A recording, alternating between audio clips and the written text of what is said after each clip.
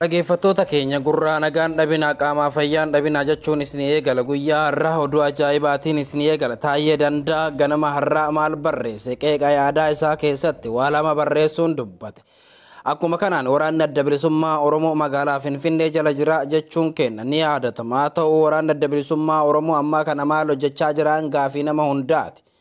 TPLF guyyaa kaleessaa irraa eegalee Shawaaroobiif akkuma kanaan Darbatsiinaa irratti waraanni gurguddaan akka ta'amaa turetu beekama. Haa ta'u yeroo ammaa kana maal irra ga'anillee kan isinii himnu ta'a.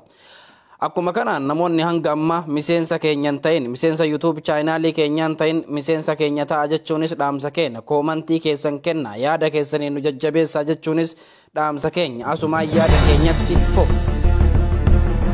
Taayyee Danda'a yaada qeeqa isaa keessatti keessumaaniyyuu kan ibsuu barbaade biyya keenya keessatti yookiin biyya Itoophiyaa kanatti ammaa kana ka barbaachisu waa lama qofa jechuudhaan dubbate. Yookiin bilisummaa yookiin gabrummaa jechuudhaan dubbate. Akka bilisummaa argaa hin jirreef yookiin yeroo hedduu ilmaan Oromootiif akkuma kanaan ilmaan Itoophiyaa hedduu aarsaatti kafalanii jiran biyya tana gonfachuu jecha. Garuu ammaa tana falli biyya tana bu'uu danda'u waa tokko qofa jechuun dubbate. Qeeqa isaa keessatti yaada yookiin ka dhuunfaa isaa kan ibsate fakkaata. Kana booda TPLF falli jiru nuti ammoo ammaa kana warri bilisiqinnaa yookiin ammoo kaadiree fi kaabineen bilisiqinnaa falli qabnu waa tokko jechuun dubbate. Abiyyi Ahmad fiizaa qaba biyya biraa deema nu ammoo falli nu qabnu hin jiru biyya tanatti hafna karra deemnus hin qabnu kanumaafuu biyya baqaas hin deemnu falli nuti qabnu magaalaa Finfinneetti TPLF habaaboo bitannee eeggachuu qofatu nu barbaachisa jechuun dubbate.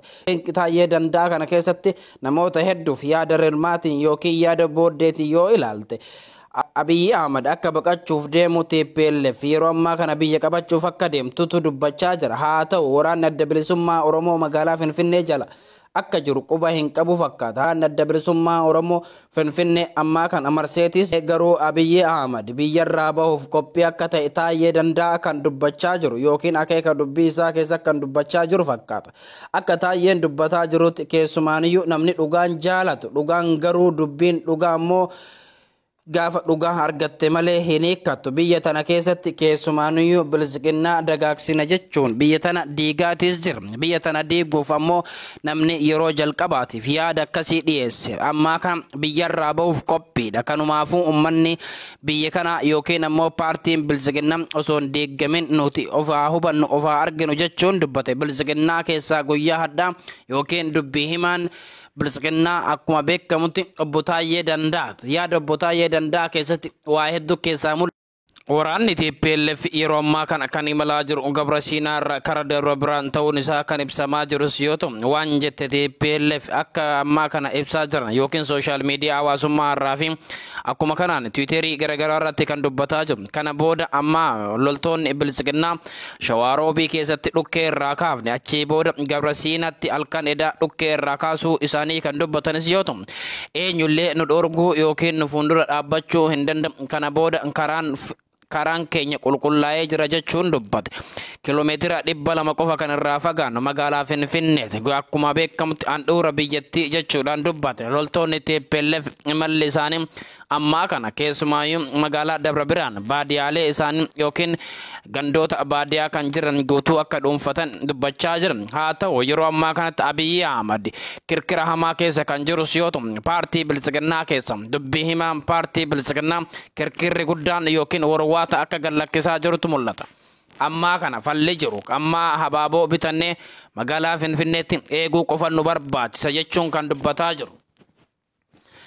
Akeeka bilisiqinnaan dubbachaa jirtu kanas ammas ammoo akkuma beekamu TPLF jala galuuf yookiin ammoo tuyyuu nuti kana kan nu balleesse yookiin kana kan nu godhe Abiyyi Ahmad jettee dubbii haaluuf akka deemtutu mul'ataa jira fakkaata. Uummanni Oromoo kanarraa dammaquu akka qabuuf yookiin ilaalcha kana balleessu yookiin ammoo Abiyyi Ahmad yookiin badiin kana kan hojjete Abiyyi Ahmad jechuun of jalaa luuccessu ka barbaadu yoo ta'e bilisiqinnaan uummanni Oromoo amma kana boodas dhiifama gochuun TPLF wajjin hojjechuu waan karoorfatan fakkaata. Yaada Taayyee Danda'a guyyaa addaatiif guyyaa dheengaddaa barreesse keessa waa hedduu arguu dandeenya yookiin yaada isaa keessatti falli jiru biyya tana keessatti jijjiirama jechuun rakkoo hedduu keessa seennee jira. Dhugaadha garuu ilmaan biyya kanaa irra findhee jira jechuun dubbate. Faallaa garagalchoo dubbii kanaa yaada rirmaatiin yoo dubbatu Taayyee Danda'a yookiin ammaa kana karoorwaataa jiruu fi akka TPLF biyya tana qabachuuf deemtu kan sodaachaa jirus yoo ta'u biyya kanaaf gabrummaa malee amma booda bilisummaan hin jirtu jechuun dubbate. Taayyee Danda'aati. Yaada Taayyee Danda'a keessa waa hedduutu ifa. Ifiinsa yaada isaa kana ammoo uummanni keenya dhaabbatee ilaaluu yookiin ammoo hubachuun nu barbaachisa. Keessumaan Taayyee Danda'a warroonni bilisummaa keessa jiran ammallee dhiifama nuuf godhanii uummata kana wajjin hojjenna yookiin ammoo ammas Oromiyaa kana gabroonfanna jechuun yaada qaban fakkaata. Kanumaafuu uummanni Oromoo kana booda dhiifamni hin barbaachisamoo hin barbaachisuun yaada uummata Oromooti. Dhaggeeffattoota keenyaa fi daawwattoota keenya sagantaan keenya guyyaa hadhaa ittuma fufa gadhuma sagantaa keenyatti nu wajjin turtii gaarii ammaa kana kan isin wajjin turaa jiru ani Riyaad Bashir YouTube chaanaalii keenya Oromiyaa Miidiyaa Teknooloojii ka jedhu share like gochuu akkuma kana comment gochuu hin dagatina yaada keessan waan qabdan qeeqa taana akkuma kana jajjabinaafis nu jajjabis yaada keessan nu kennaa jechuun dhaamsa keenya asumaan itti fufna.